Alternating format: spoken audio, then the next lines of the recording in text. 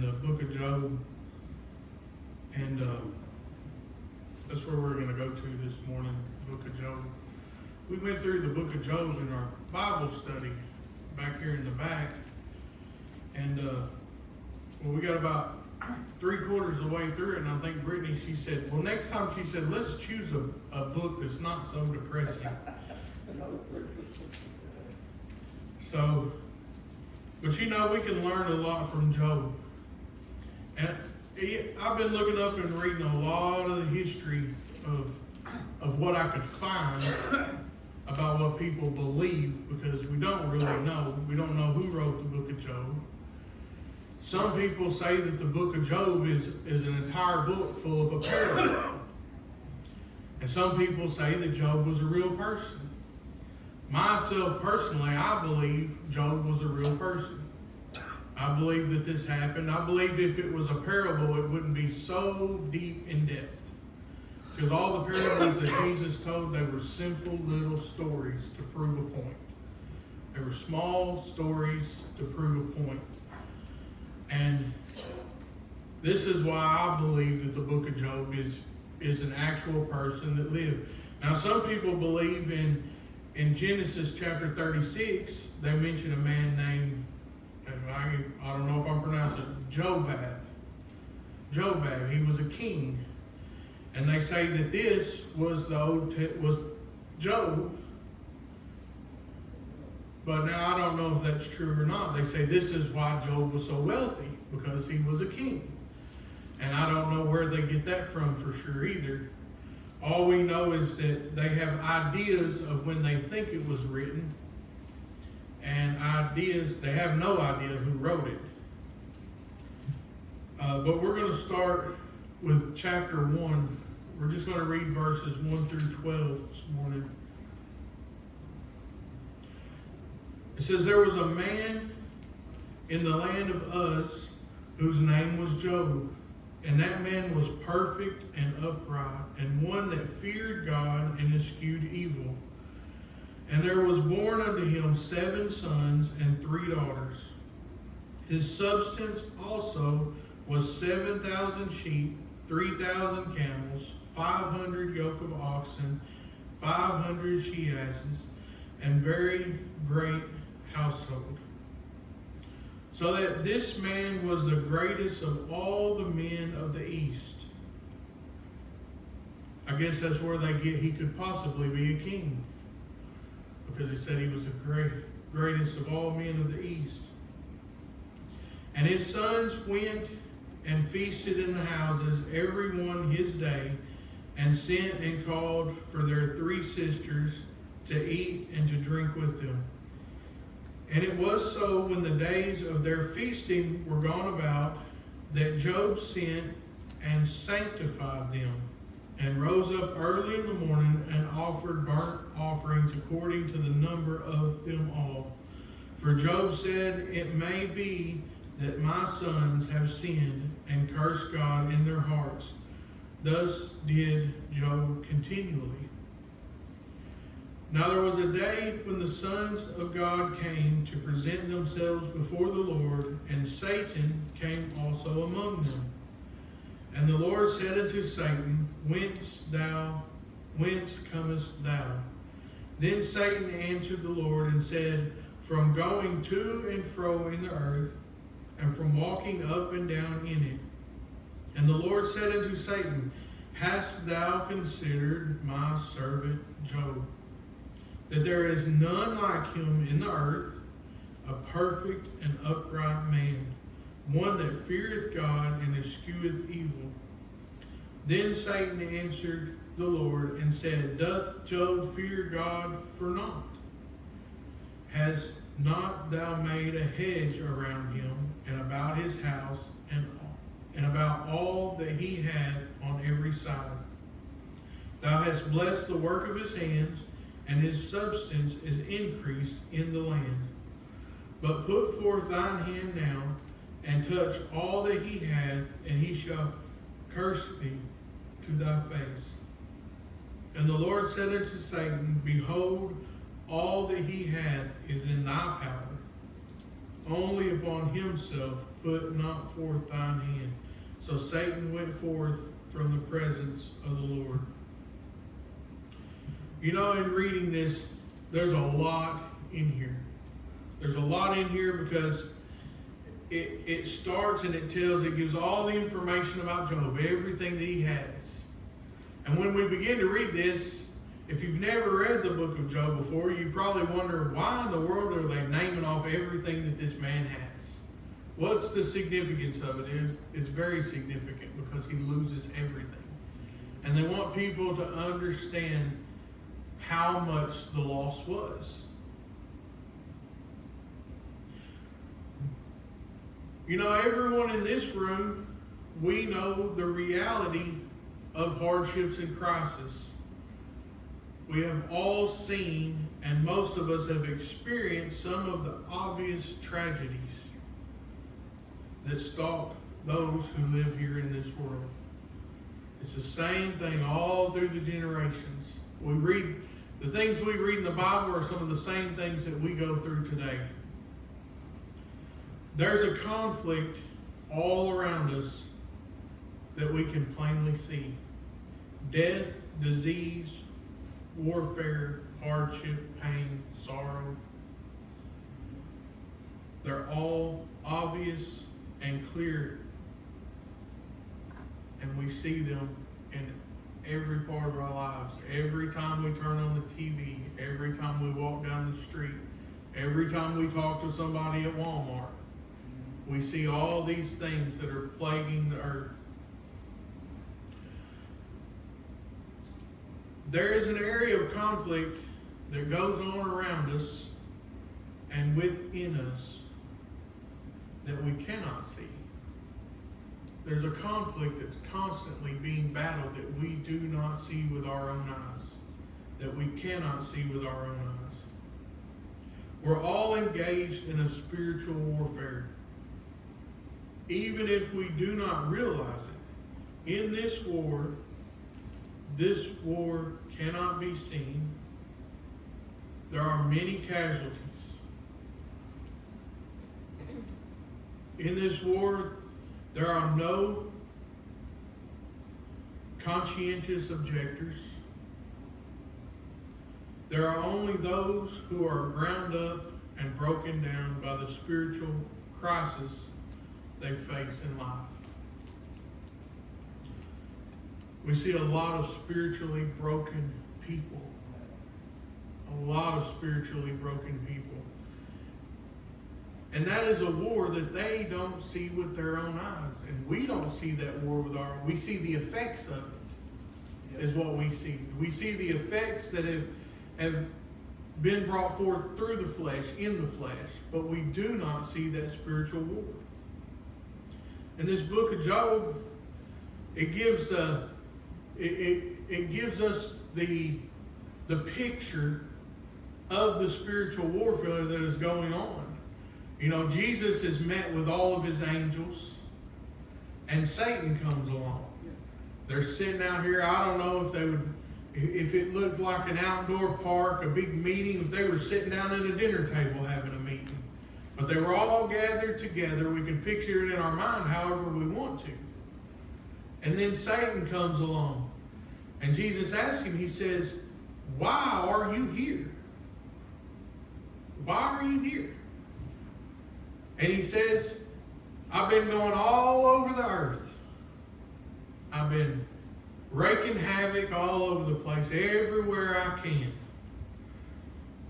And he didn't come to Jesus asking for permission to do something. He didn't come to Jesus asking him for somebody that he can intervene with.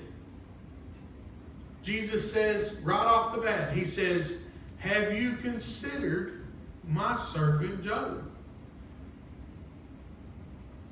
And the reason that he says this, because he knew what Satan was there for in the first place. He knew why Satan was there. He knew the purpose of him coming there.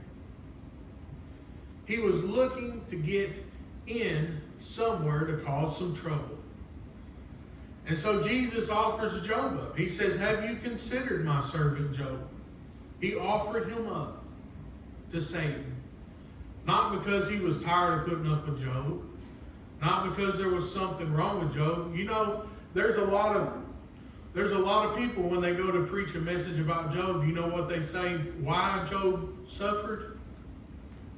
They say because he was prideful.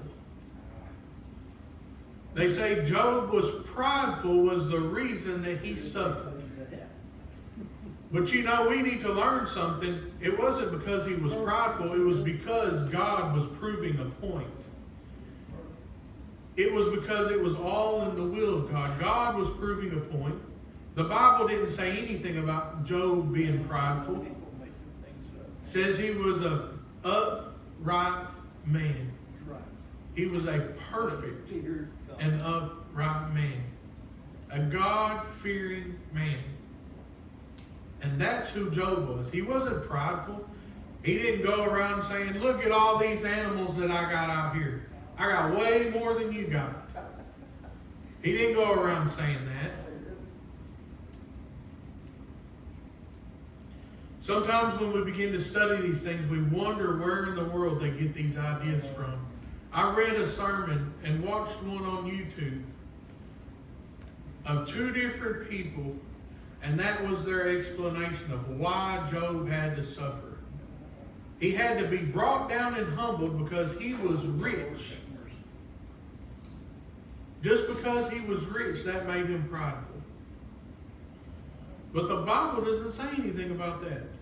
So there is no reason for us to even go there. God was bragging on himself. You know, God, he was telling Satan, he said, he is a perfect and upright man of God. He said, have you considered Job? Now, why would God offer up somebody who would fail? He wouldn't. And that's one thing that we can relate to today. Because we look at things and we look at the sufferings that we go through and we say, we can't deal with it anymore. We can't take it anymore. It's more than I can take. You know, to a sense, that's true. Because it's more than we can do on our own. Because we have to bring Jesus into it. We have to bring God into it with us. But just like the story of Job, he doesn't give us more than we can do. More than we can persevere through. He doesn't give us more than what we can overcome. And Job was an example of that. Job went through a lot. We're not going to read all the things he went through. But he went through a lot. You know, we're allowed to catch a glimpse of the spiritual warfare during this story. It gives us a glimpse of the spiritual warfare that's occurring in Job's life. Many times that we look and we think of all the things that we're going through, we're always looking at the flesh part of it, the physical part of it. You know, we look at the physical part of it and because that's what we see. But behind the trials, behind the suffering, behind the sorrow, there's some type of spiritual war that is taking place. It may have nothing to do with us. Nothing. And this is what it is telling us. It's you know, how many times have you gone through something or seen other people go through stuff and they say, boy, they must not be right with God. Or you have somebody coming around and say, boy, they did something wrong. But Job is a story that tells us that you don't have to do anything wrong in order to go through trials, in order to suffer, in order to go through these things. We don't have to do anything wrong. If God in Christ Jesus shall suffer persecution. It's not always about whether we've done something wrong. We have to look beyond what we see with our eyes into the spiritual aspect of it. Because behind every sorrow that we go through, every trial that we face, there is a spiritual battle that is happening at that moment. At that moment. So what are we going to do about it? Are we going to give in and give up? Or are we going to do like Job? Everybody in Job's life came up against him. Everybody rose up against him. All of his friends, even his own wife, told him to curse God so that he can die. She said, curse God and die because he was suffering so much.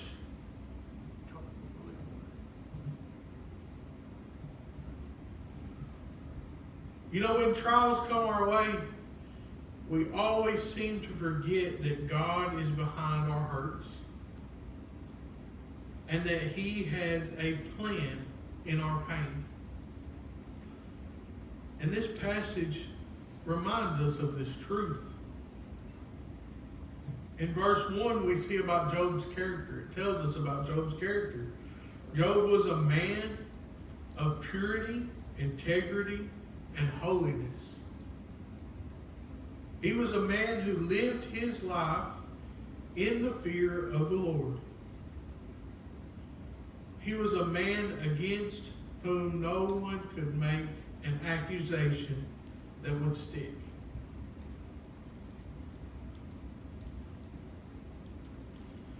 This is the only man that has ever walked the earth that could be mentioned as being perfect, as in that it is. You know, when the Bible says we will be made perfect, it doesn't mean that we're going to be flawless. It means that we're going to be made complete. But I believe in this sense, when God is describing Job, he is saying that he is flawless. He is flawless. And it's hard for us to comprehend because we read through the Bible and we see Jesus was perfect. He was flawless. But you know, Job, he was not the Messiah. He was not Jesus Christ. But he was described by God as being perfect.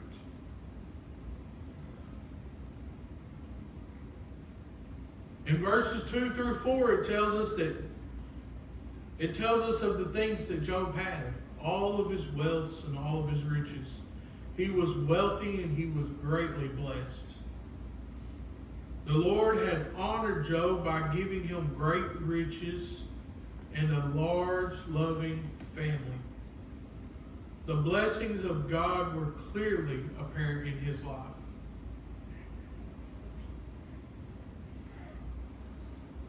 So many people nowadays, they think that when a person has a lot of stuff that they're more blessed than others. And I guess in a way they are more blessed.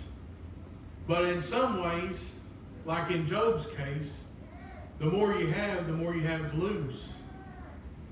The more you have to worry about. In today's world, the more you have to worry about, the more you have to stress about. So we don't measure a person's closeness to God or relationship with God by how much they have. But those that do have a lot are blessed by God. Even those that don't live for God. Even those that don't live for God, if they have a lot, they have been blessed by God. They're just too ignorant to see it. They're too blind to understand it and to realize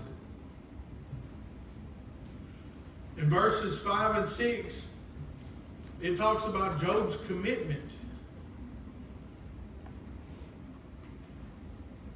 Job loved his children and he prayed for them. He offered sacrifices, just as is mentioned in the Old Testament, that they would do all the time. He loved his children so much that he was afraid that they may live a life that was unfitting. So he offered sacrifices for every one of his children. A sacrifice for every one of his children.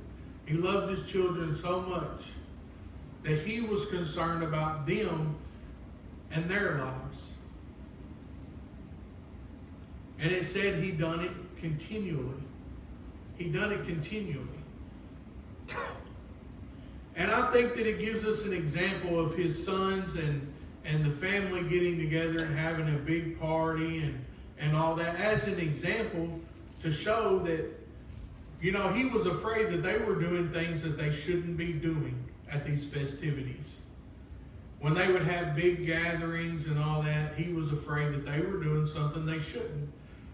So he offered up these sacrifices for his children. Also in verse 6, it tells us about Job's consistency. He wasn't a part-time believer. He lived this way every day of his life. Now, how many times do we see people live a different life on Sunday than they do every other day of the week? Completely different life. Because they're not consistent. They're not consistent. Every day was spent in holy living, in avoiding sin, in seeking God, not only for himself, but for others, and in living out his relationship with God. See, Job not only sought God for himself, he sought it for others. He sought it for those around him. All of these things make Job an unlikely candidate for trouble and suffering. Makes him an unlikely candidate because he's so greatly blessed. Most people have the idea that we suffer for wrongdoing. And as we talked about earlier, that's not always the case. You know, this is what Job's wife and his friends thought. They thought that Job had done something gravely wrong in his life. Thought that he had done something so bad that God had taken everything away from him. His children, everything he owned, all of his livestock, and then eventually struck him sick. Nearly killed him. Almost dead. Barely alive. But you know, the fact is that sometimes we do suffer because of our sins. And our foolish decisions. Now, there's a lot of times that our suffering is brought on by our own decisions. It's not necessarily God punishing us. It's a punishment that has taken place on this earth that was caused by something that we done. Something that we done. Sometimes we suffer because others sin and make foolish decisions. And we get caught up in their ignorance. Yes. Sometimes God will send suffering to test and to grow our faith, to draw us closer to Him. Amen. Sometimes He allows it to come to sanctify our lives. The greatest reason that we suffer is for the glory of God. For the glory of God. This is why Job suffered. He suffered for the glory of God. This is why Jesus Christ suffered. This is why He went through everything that He went through on this earth for us, for the glory of God. In John chapter 9, verses 1 through 3, it says, "And as Jesus passed by, He saw a man which was blind from his birth. And His disciples asked Him, saying, Master, who did sin, this man or his parents, that he was born blind?" So His own followers, right off the bat, they see this blind man who was blind from birth. His own followers, His own disciples, those that were closest to Him, the first thing they asked, and this is the reason that everybody jumps to conclusions when people suffer. Everybody jumps to conclusions. Even the disciples. They said, who has sinned? Was it him or was it his parents? Was he blind from birth as a punishment to him or a punishment to his parents? Is this the reason? In verse 3, we get Jesus' answer. He says, neither hath this man sinned, nor his parents. but that the works of God should be made manifest in him. So he's saying this man is not being punished. He's done nothing wrong. His parents did nothing wrong. He's saying he was born blind so that God could show his power to you. So that God could show his power through this man to the world. You know, this just reminds us that no one is immune to suffering. Everybody will suffer at some point or another. No one in this world is above the hurts and the problems that come our way.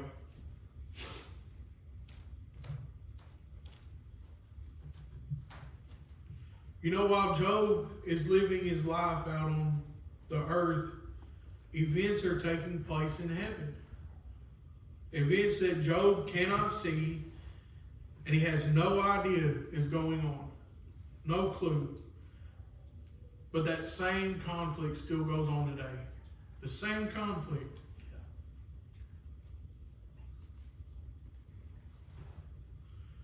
Job is on the earth. He's totally oblivious to the events that are taking place in heaven. No clue. God is listening to Satan attack the servant of the Lord. Satan appears to be holding all the cards.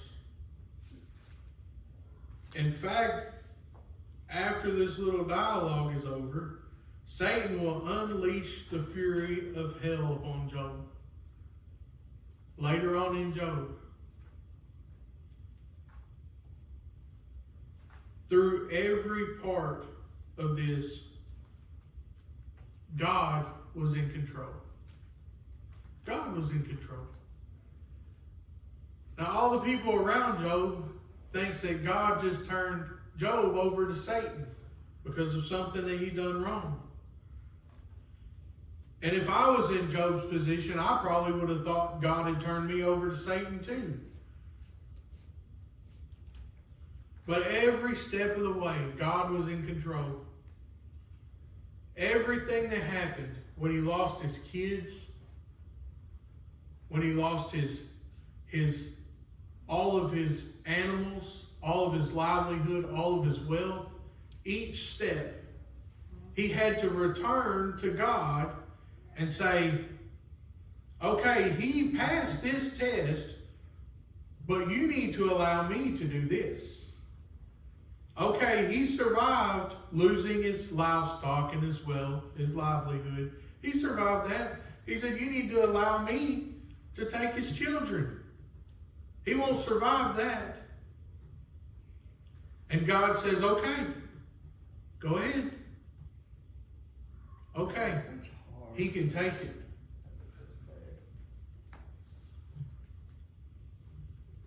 In the second chapter of Job, verse 3, it says, and the Lord said unto Satan, hast thou considered my servant Job, that there is none like him in the earth, a perfect and an upright man, one that feareth God and escheweth evil.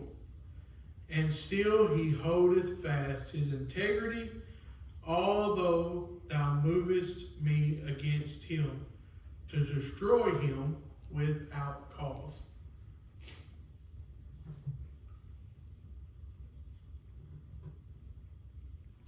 But you know, through all this, God was the initiator.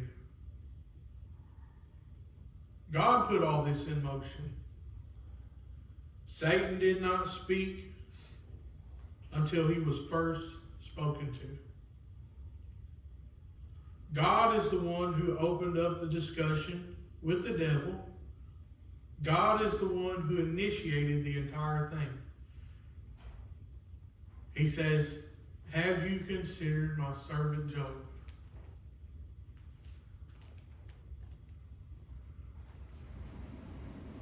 Everybody knows what an instigator is.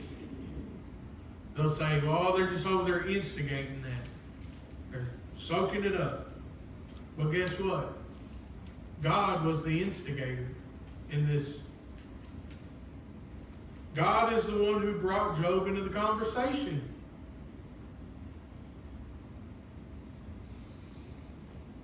You know, from the conversation that they had, we know that Satan knew about Job. Because he knew the things about him. He told God, he said, you have blessed him so greatly, and you have a hedge around him, you're protecting him and his family. So he knew Job. He knew all about Job.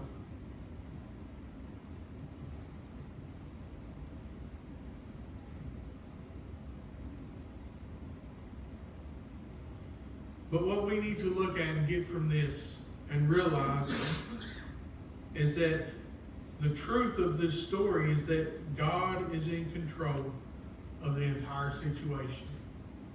God is in control of it.